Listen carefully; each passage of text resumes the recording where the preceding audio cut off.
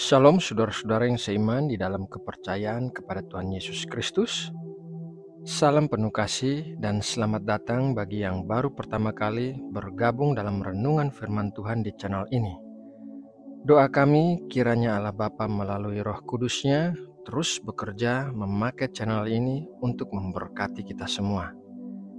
Saudara yang terkasih, mari kita berdoa untuk mempersiapkan hati kita sebelum menerima firman Tuhan. Aba Bapa, Allah yang kami sembah di dalam nama Tuhan Yesus Kristus, Engkau Allah yang Maha Mulia, yang layak menerima segala pujian dan sembah. Malam ini kami datang ke hadapan-Mu dengan hati yang bersyukur.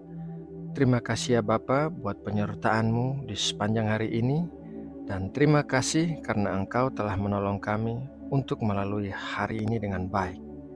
Bapa, saat ini ada saudara-saudara kami yang sedang mengalami kesulitan, dan kami mau berdoa bagi mereka.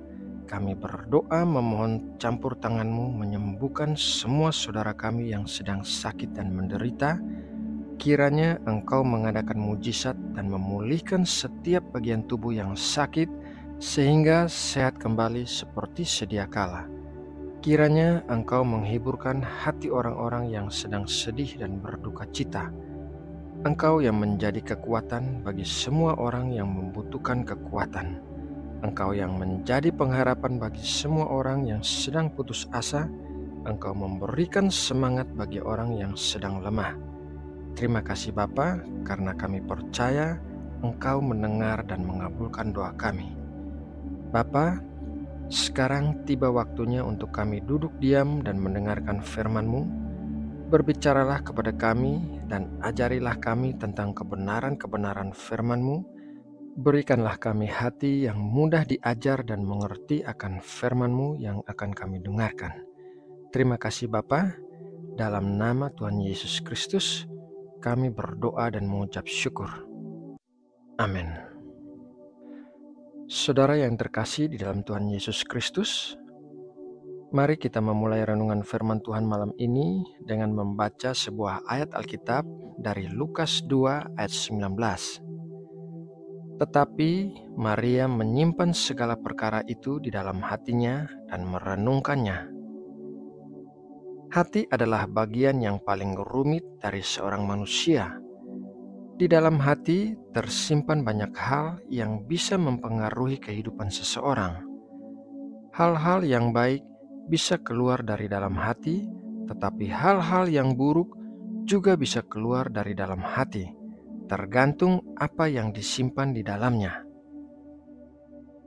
Tuhan Yesus mengatakan dalam Matius 15 ayat 18 demikian, "Tetapi apa yang keluar dari mulut berasal dari hati, dan itulah yang menajiskan orang."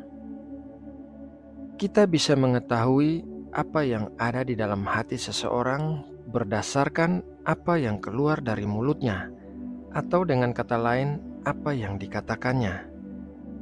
Orang-orang yang menyimpan banyak kebencian dan kepahitan di dalam hatinya akan mengeluarkan perkataan-perkataan yang negatif dan melukai orang lain. Tetapi orang-orang yang menyimpan firman Tuhan di dalam hatinya akan mengeluarkan perkataan-perkataan yang positif, membangun dan menasihati orang lain. Apa yang tersimpan di dalam hati manusia merupakan akumulasi atau gabungan dari hal-hal yang telah dilihat dan didengar selama bertahun-tahun, baik hal yang baik maupun hal yang buruk. Semua yang tersimpan di dalam hati membentuk karakter dan sikap kita saat ini. Hal-hal yang baik dan hal-hal yang buruk yang tersimpan di dalam hati kita merupakan harta yang sangat berharga bagi kita. Di dalam hati kita tersimpan memori dari orang-orang yang kita kasihi, tempat-tempat yang kita kunjungi, peristiwa-peristiwa indah yang kita alami, dan tentu saja janji-janji Tuhan bagi kita. Setiap orang pasti memiliki kenangan indah yang tersimpan di dalam hati mereka, dan semua itu adalah harta yang sangat berharga. Hal-hal yang buruk seperti peristiwa-peristiwa tidak mengenakan yang pernah kita alami Orang-orang yang melukai kita dan lain sebagainya hanya bisa menjadi harta yang berharga di dalam hati kita apabila kita melihat jauh mengatasi peristiwa buruk itu. Mungkin kita tidak akan pernah mau mengalami peristiwa-peristiwa seperti itu lagi, akan tetapi apabila kita melihat bagaimana tangan Tuhan melindungi kita, menghiburkan kita, memegang kita, dan memberikan kita kekuatan saat kita mengalami semua peristiwa itu, maka kita akan memahami betapa besarnya kasih Tuhan kepada kita. Melalui hal-hal yang buruk sekalipun, Tuhan masih tetap menyertai dan menunjukkan kasih-Nya yang tidak terbatas bagi kita. Saudara yang terkasih di dalam Tuhan Yesus, melalui renungan firman Tuhan malam ini, marilah kita melihat ke dalam hati kita dengan jujur.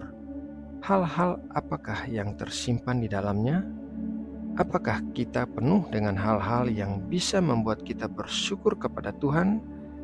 Ataukah hati kita penuh dengan hal-hal yang kita sesali, keluhan, kepahitan, kebencian, dendam, dan kemarahan? Ingatlah bahwa apa yang tersimpan di dalam hati kita akan keluar dari mulut kita, dan hal itu akan mempengaruhi kita serta orang-orang di sekitar kita.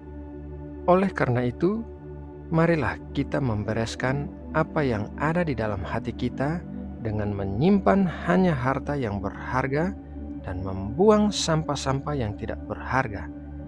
Marilah kita memenuhi hati kita dengan hal-hal indah yang terjadi pada kita dan firman Tuhan sebagai kekuatan yang akan menopang kita. Marilah kita hidup sebagai orang-orang percaya yang memancarkan kehidupan Kristus melalui perkataan dan perbuatan kita. Saudara yang terkasih, demikianlah renungan firman Tuhan malam ini. Semoga renungan ini dapat memberkati dan menguatkan kita semua. Mari kita berdoa. Bapa yang penuh kasih dan setia, Allah yang maha baik, kami mengucap syukur atas firman-Mu yang baru saja kami dengarkan. Biarlah kami menyimpan janji-janji-Mu sebagai harta yang berharga di dalam hati kami. Dan kami mau menyimpan hal-hal yang indah serta membuang sampah-sampah dari dalam hati kami. Kiranya hati kami menjadi cermin dari kehidupan Kristus di dalam kami, sehingga kami dapat menjadi saksi-saksi-Mu melalui perkataan dan perbuatan kami. Bapa, malam ini saat kami tidur, kami berdoa meminta perlindungan-Mu melingkupi kami.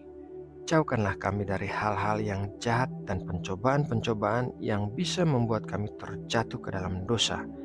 Berkatilah kami dengan tubuh yang sehat dan kekuatan yang baru, sehingga kami bisa bangun besok pagi dengan kesegaran dan semangat untuk melakukan pekerjaan-pekerjaan-Mu melalui kami. Kami serahkan hati dan hidup kami untuk Engkau pakai memuliakan nama-Mu. Terima kasih Bapa. Saat ini kami mau berdoa bagi bangsa kami. Kami memohon berkat-berkat yang terbaik bagi Indonesia. Di masa pemulihan setelah pandemi, kiranya tangan-Mu memberkati Indonesia menjadi negara yang lebih sejahtera, aman, makmur, dan stabil secara politik. Terima kasih ya Bapa. Dalam nama Tuhan Yesus Kristus, kami berdoa dan mengucap syukur. Amin.